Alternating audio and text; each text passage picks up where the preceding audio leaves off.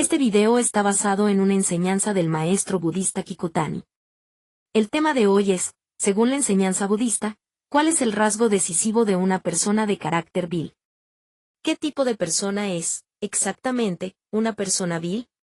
Quiero reflexionar sobre esto con ustedes hoy, partiendo de ejemplos comunes y llegando hasta lo que realmente enseñó Buda al respecto. Si buscamos en Internet rankings de las características de una persona vil, entre los primeros lugares aparece, ser tacaño con el dinero. Sin duda, este tipo de persona parece vil. También se mencionan quienes se jactan y mienten, o quienes menosprecian a los demás. Ciertamente, este tipo de personas dan la impresión de ser viles. Sin embargo, este tipo de comportamiento se puede ocultar. Por ejemplo, alguien puede ser extremadamente tacaño por dentro, pero mostrarse generoso por fuera, invitando comidas a los demás.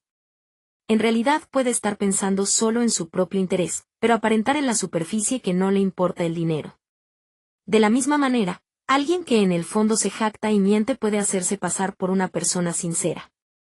Y quien menosprecia a los demás puede comportarse, a primera vista, con humildad. Es decir, su verdadera naturaleza puede ser vil, pero pueden ocultar su apariencia externa. Hay personas que, en YouTube, afirman que se puede identificar a una persona vil observando las líneas de la mano. Dicen que si la llamada línea de la vida es anormalmente corta, esa persona es vil, y le ponen esa etiqueta. Otros dicen que el tamaño del lóbulo de la oreja, o algún otro rasgo del rostro o del cuerpo, revela si alguien tiene un carácter vil. Pero si el carácter de una persona, sea vil o noble, se pudiera determinar por la fisonomía o por la lectura de las manos, entonces bastaría con una cirugía plástica para convertirse en una persona de carácter, o para dejar de serlo. Cualquier persona con un corazón sensato puede comprender que el carácter de alguien no se decide de esa manera. Desde la antigüedad ha habido quienes hablan de un linaje vil, diciendo que tal persona proviene de un linaje vil, o que tal pueblo es, por naturaleza, un pueblo vil. En la historia real, durante la Segunda Guerra Mundial, hubo un régimen que sostuvo que su propio pueblo era una raza superior, mientras declaraba que otro pueblo era una raza vil, y llegó a intentar exterminar a ese pueblo mediante lo que llamó una purificación étnica. Para las personas de hoy, es de sentido común que el carácter, sea noble o vil, no puede determinarse por el linaje o la etnia de una persona. En cualquier pueblo, sin importar cuál sea, hay tanto personas de carácter como personas viles. Quienes vivimos en esta sociedad internacional lo entendemos bien. En cualquier etnia hay personas de carácter y también personas viles. Entonces, ¿dónde se manifiesta la diferencia entre una persona vil y una persona de carácter? Hoy quiero hablarles de lo que enseñó, hace 2600 años, Buda, quien reveló el budismo. Si escuchan el contenido de hoy, podrán comprender enseñanzas que son la base misma del budismo, así que espero que me acompañen hasta el final. Los temas de hoy son 3. Primero, el sistema de castas.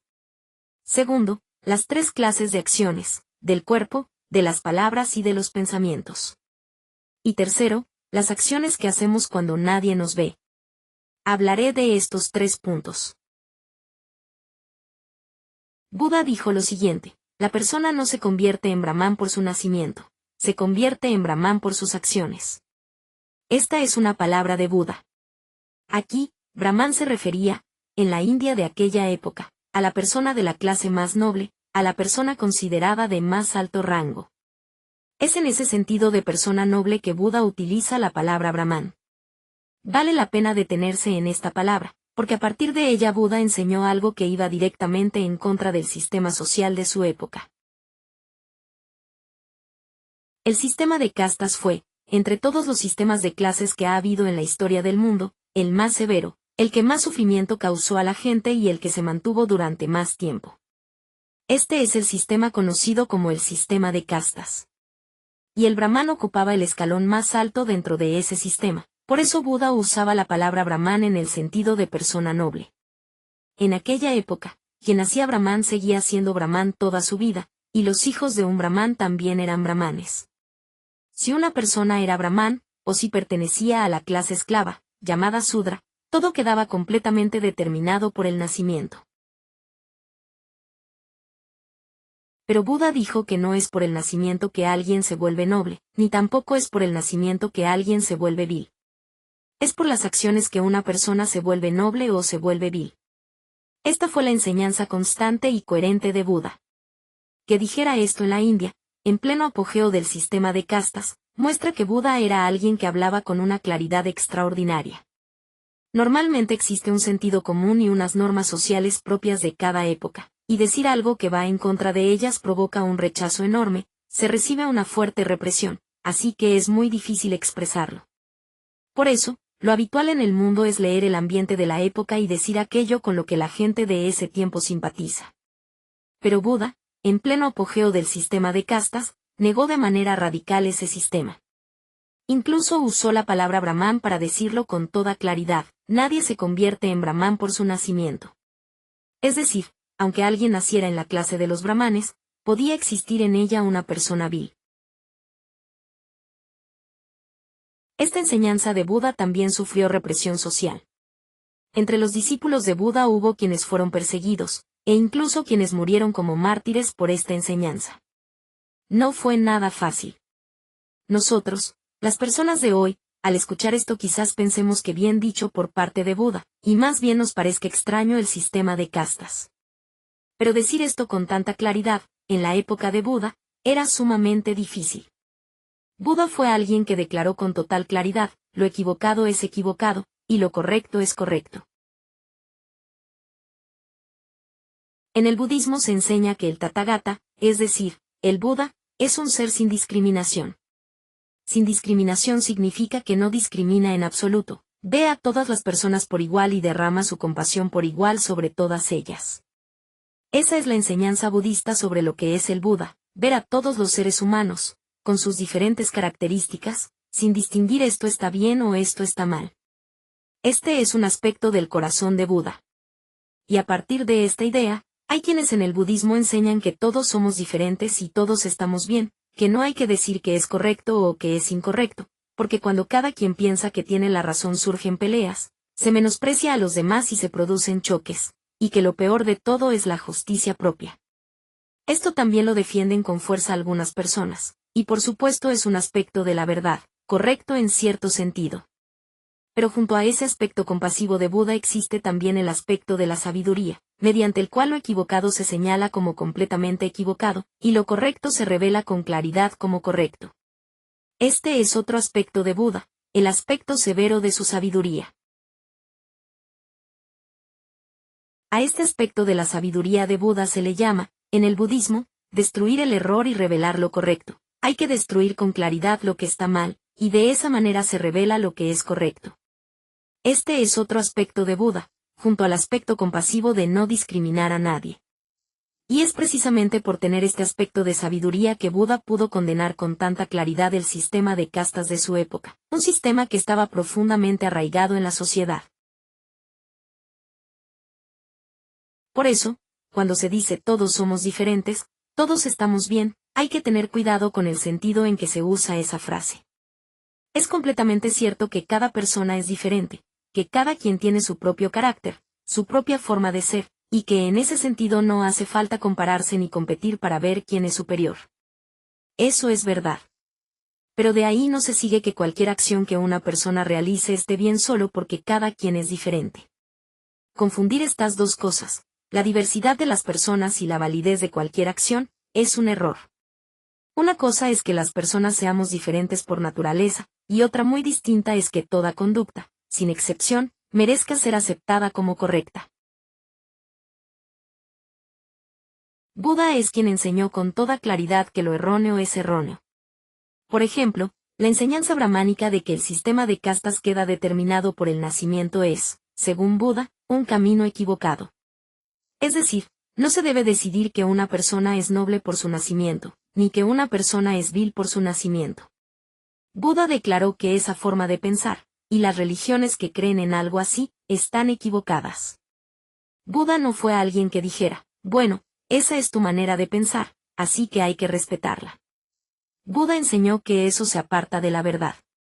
¿Y entonces, qué es lo correcto? Buda enseñó que, por sus acciones, una persona se vuelve noble o se vuelve vil.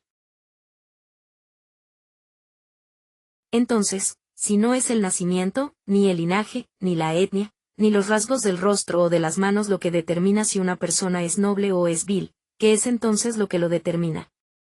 La respuesta que da el budismo es la ley de causa y efecto. La ley de causa y efecto enseña que toda acción que realizamos produce necesariamente un resultado correspondiente. Una buena acción trae un buen resultado, y una mala acción trae un mal resultado. Esto es algo que nadie puede evitar. Y es precisamente la acumulación de esas acciones, buenas y malas, realizadas una tras otra a lo largo de la vida, lo que va formando el carácter de una persona, lo que la va haciendo noble o la va haciendo vil. En el budismo, la acción se clasifica en 3 clases de acciones: del cuerpo, de las palabras y de los pensamientos. La acción del cuerpo es lo que hacemos con el cuerpo. El maestro Kikutani lo explica con su propio ejemplo: mientras graba su video, mueve las manos y el cuerpo, eso es una acción del cuerpo. La acción de las palabras es lo que decimos con la boca. Hablar a quienes lo escuchan es una acción de las palabras. Y la acción de los pensamientos es todo lo que pensamos dentro de la mente. El maestro cuenta que, mientras habla, también va pensando en su mente qué va a decir a continuación, y ustedes también, mientras escuchan este video, seguramente están pensando diversas cosas en su mente. Esto es una acción del pensamiento, lo que pensamos con la mente. Por eso, lo que hacemos, lo que decimos y lo que pensamos, todo esto, sin excepción, es enseñado en el budismo como acción. Entonces, ¿lo que pensamos dentro de la mente también es una acción? Sí, también es una acción. Por ejemplo, cuando en la mente chasqueamos la lengua con fastidio hacia alguien, ese chasquido interior de irritación, esa mente que por dentro dice, ¡qué fastidio!, hacia esa persona. El solo hecho de haber pensado eso ya es una acción, y se enseña que ese pensamiento provoca un destino. Y también, cuando en la mente surge un sentimiento de agradecimiento hacia alguien, qué agradecido estoy, aunque no lleguemos a decir, gracias, en voz alta. El simple hecho de que haya brotado ese sentimiento de agradecimiento ya es, en sí mismo, una acción de la mente. Y esa acción, se nos enseña, también provoca un destino para nosotros. Por eso, lo que pensamos, lo que decimos y lo que hacemos, todo esto, sin excepción, se convierte en causa y provoca diversos resultados en nosotros mismos. Así es como lo enseña el budismo. Muchas personas, cuando están frente a otros, se comportan de manera correcta, son amables, hablan con cortesía, actúan con consideración hacia quienes las rodean. Pero cuando esas mismas personas quedan completamente solas, cuando nadie las ve ni las escucha, a veces su comportamiento cambia por completo. Puede que en ese momento de soledad hablen mal de alguien que en su presencia trataban con amabilidad, que hagan algo egoísta que jamás harían en público, o que dejen salir libremente pensamientos de envidia o de desprecio que en compañía de otros mantenían ocultos. Esta diferencia, entre cómo actuamos ante los demás y cómo actuamos cuando estamos completamente a solas, revela algo muy profundo sobre el verdadero carácter de una persona. En China existe desde la antigüedad un proverbio que dice así: la persona vil, cuando está sola sin nadie que la vea, hace el mal. Es decir, una persona de carácter mezquino, cuando queda completamente sola, sin nadie que la observe, termina haciendo cosas malas, piensa mal de otros, actúa de forma egoísta, se deja llevar por sus peores impulsos, precisamente porque cree que nadie se va a enterar. Este proverbio señala algo muy agudo, que el momento en que estamos completamente solos es, en realidad, el momento en que se revela con mayor claridad quiénes somos de verdad. Delante de otros podemos fingir, podemos controlarnos, podemos mostrar una fachada agradable, pero cuando nadie nos observa, esa fachada se cae, y aparece nuestro verdadero yo. Y aunque en ese momento de soledad nadie más lo vea, según la ley de causa y efecto, esas acciones del cuerpo, de las palabras o de los pensamientos que realizamos a solas no desaparecen sin dejar huella, quedan registradas, y con el tiempo producen su propio resultado. Cuando estamos frente a otras personas, existe una especie de vigilancia social. Si hacemos algo malo, alguien puede verlo, alguien puede señalarlo, y existen normas sociales y hasta leyes que nos frenan. Por eso, la mayoría de las personas se comporta razonablemente bien mientras hay otros ojos alrededor. Pero cuando quedamos completamente solos, esa vigilancia externa desaparece. Ya no hay nadie que nos observe, y por eso el comportamiento de una persona puede cambiar. Sin embargo, hay un lugar todavía más profundo que ni siquiera la soledad física alcanza a revelar del todo, y es el interior de nuestra propia mente. Nadie puede ver lo que pensamos, nadie puede oírlo, por eso nuestra propia mente es algo que nadie más llega a conocer. La mente no tiene ley alguna que la controle, no existe ninguna ley, ningún castigo, ninguna norma social capaz de entrar en la mente de una persona y regular lo que piensa. Por eso el ser humano piensa cualquier cosa, por vil que sea. Y todos, en el fondo, sentimos que si lo que pensamos en nuestro interior se revelara y todos lo supieran, ya no podríamos caminar con la cara en alto. Piénsenlo, si todo lo que pensamos dentro de nuestra mente quedara completamente al descubierto, si esa persona llegara a saberlo todo, ¿podríamos mantener una relación humana normal? Incluso con la propia esposa, si ella supiera lo que de verdad pensamos, diría que ya no lo soporta y se iría de la casa. Incluso los propios hijos, si llegaran a conocer eso, se sentirían decepcionados y se alejarían de nosotros por su propia cuenta. Cualquier persona, al conocer eso, pensaría, qué persona tan vil, y nos daría la espalda por sí misma. Eso es lo que, sin problema alguno, pensamos dentro de nuestra mente. Por eso, lo que pensamos en nuestro interior es algo que jamás podríamos decir en voz alta a otra persona. La mente es, en ese sentido, la zona sin ley definitiva. La ley de causa y efecto enseña que toda acción es como una semilla que se siembra, y que toda semilla, tarde o temprano, termina germinando. Esto se aplica también a los pensamientos que guardamos en secreto dentro de nuestra mente, esos pensamientos que nadie más ve. Aunque los mantengamos completamente ocultos, aunque jamás los digamos en voz alta ni los mostremos con nuestras acciones, esos pensamientos siguen siendo una semilla sembrada según la acción de los pensamientos. Y con el paso del tiempo, esa semilla germina y produce su propio resultado, de la misma manera que una semilla sembrada en la tierra termina brotando aunque nadie la haya visto plantada.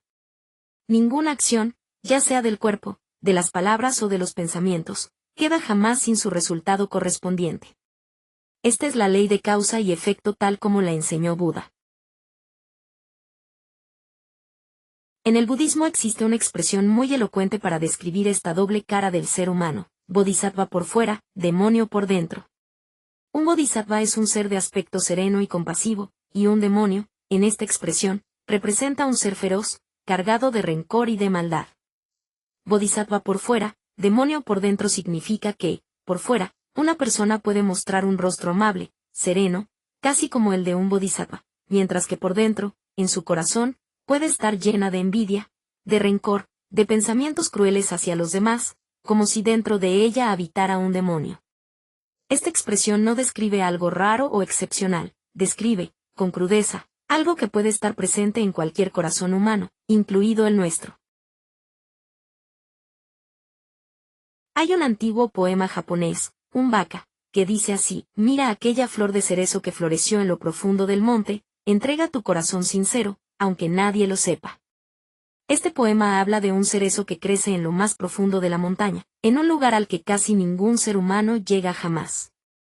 Nadie va a admirar esa flor, nadie va a fotografiarla, nadie siquiera sabrá que existió. Y sin embargo, ese cerezo florece de todas maneras, con toda su belleza, exactamente igual que si estuviera en un parque lleno de gente. No florece a medias, no florece con descuido solo porque nadie lo va a ver, florece con todo su esplendor, entregando por completo su verdadero ser, aunque ningún ojo humano llegue jamás a contemplarlo.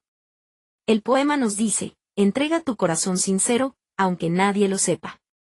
Es decir, así como esa flor florece plenamente incluso sin testigos, nosotros también deberíamos vivir con un corazón sincero incluso cuando nadie nos observa, incluso en esos momentos de completa soledad en los que, como vimos antes, tantas veces se revela nuestro verdadero carácter. Este poema es una invitación a que ese verdadero carácter, el que aparece cuando nadie mira, sea también un carácter noble y sincero, como la flor que florece sin testigos en lo profundo del monte. Hay otro poema japonés que dice, mostrando el reverso y el frente: así cae la hoja de arce en otoño. Este poema describe algo que todos hemos visto alguna vez: una hoja de arce, en otoño, cayendo lentamente al suelo, girando en el aire, mostrando primero su cara de un lado, luego su cara del otro lado, sin ocultar ninguna de las dos. La hoja no cae mostrando solamente su lado más bonito y escondiendo el otro, muestra a ambos lados por igual, con total naturalidad, sin nada que ocultar. Este poema se usa como una imagen de cómo debería ser, idealmente, la vida de una persona, o incluso su manera de morir, sin nada oculto, sin una cara pública distinta de una cara privada, sin un rostro amable que se muestra ante los demás mientras esconde un corazón lleno de envidia o de rencor. Así como la hoja de arce muestra su reverso y su frente sin ninguna diferencia, sin nada que temer, una persona de corazón sincero podría, en principio, mostrar también su interior tal como es, sin necesidad de ocultar nada, porque no habría ninguna diferencia entre lo que muestra ante los demás y lo que hay verdaderamente dentro de su corazón. Así que, volviendo a la pregunta del principio, el verdadero rasgo decisivo de una persona vil no está en su nacimiento, ni en su linaje, ni en su etnia, ni en la forma de su rostro o de sus manos. El verdadero rasgo decisivo está en la diferencia entre lo que una persona muestra ante los demás y lo que oculta en su corazón cuando nadie la ve. Cuanto mayor sea esa diferencia, cuanto más finja una persona ser buena por fuera mientras alberga envidia, rencor y desprecio por dentro, más se acerca a lo que el budismo, a través de la ley de causa y efecto, señala como el camino hacia la bajeza. Y en cambio, cuanto menor sea esa diferencia, cuanto más se parezca el corazón oculto de una persona a la imagen amable que muestra en público, más se acerca esa persona a la nobleza de carácter. Al final, esta enseñanza no está pensada para que juzguemos a otras personas y decidamos quién es noble y quién es vil. Está pensada, sobre todo, para que cada uno de nosotros mire hacia su propio corazón. Ninguno de nosotros está completamente libre de tener ese lado oculto, ese momento de soledad en el que, como decía el antiguo proverbio, incluso la persona más correcta puede llegar a pensar o a hacer algo que nunca mostraría ante los demás. Lo importante no es fingir que ese lado oculto no existe, sino reconocerlo con honestidad, y a partir de ahí, esforzarnos, poco a poco, por acercar cada vez más ese rostro oculto al rostro que mostramos ante los demás, como la flor que florece plenamente en lo profundo del monte aunque nadie la vea, o como la hoja de arce que muestra su reverso y su frente sin nada que ocultar. Esa es, en definitiva, la enseñanza que nos deja esta reflexión sobre la ley de causa y efecto y sobre el verdadero carácter de una persona.